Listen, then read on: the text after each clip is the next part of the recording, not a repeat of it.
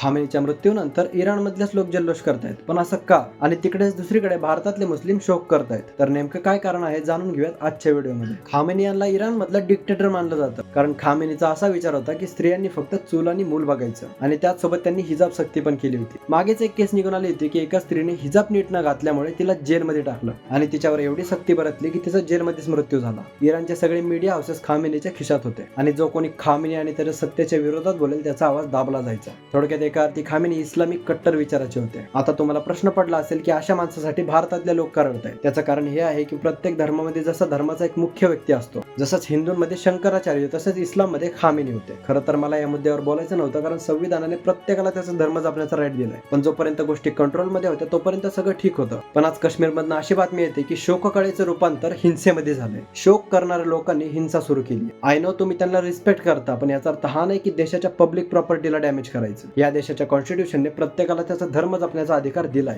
पण याचा अर्थ हा कधीच होत नाही की धर्माच्या नावाखाली हिंसा करायची. माझा या देशात असलेल्या प्रत्येक धर्माच्या लोकांना प्रश्न आहे की तुम्ही सगळे धर्माचं नाव असलं तर लगेच एकत्र येता, पण कुठल्या स्त्रीवर बलात्कार होतोय, कुठल्या चिमुकलीवर अत्याचार होतोय, कुणाचा तरी मर्डर होतोय, कुणाचं तरी आयुष्य संपतंय. देशामध्ये करोडो प्रॉब्लेम्स आहेत, पण त्यावेळी तुम्ही सगळे एकत्र काय येत नाही का? धर्म असणाऱ्यांना माणुसकी हा धर्मच माहित नाही. तुम्हाला माहिती आहे जी लोक फक्त स्वतःच्या धर्मासाठी येतात ना, त्या लोकांनी वास्तविकतेमध्ये त्यांचा धर्म कधी जाणलाच नाही. मी कुठल्याच धर्माच्या विरोधात नाही, पण माझं एक कर्तव्य आहे की तुम्हाला वेगळी नजर देणं. त्यामुळेच म्हणतो की अनकवर्ड रिअलिटीला सबस्क्राईब करा, कारण माझा प्रयत्न असतो तुमच्यापर्यंत विदाऊट फिल्टर खरं पोहोचवणं.